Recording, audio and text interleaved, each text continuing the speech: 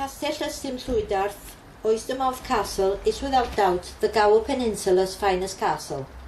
It was originally established as a moat and bailey structure by the Norman de Londres family in the early 12th century, and was twice scorched to the ground by the Cymry, first in 1116 and again in 1215.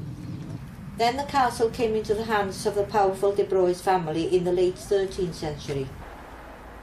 The Cymry of Oystermouth besieged it in the early 15th century during the early stages of Owain Glyndwr's long war of independence and took it for Glyndwr. After the Middle Ages, however, the castle gradually fell into ruins. It became the property of the Duke of Beaufort in the 19th century, and he gave it to Swansea Council in 1927.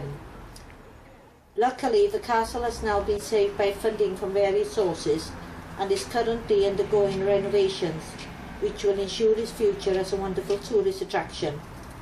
The first phase of the programme of renovations was completed in July 2011, and Swansea Council organised a free-for-all open day to celebrate. I was there, and the following is a taster of the day that I hope you will enjoy.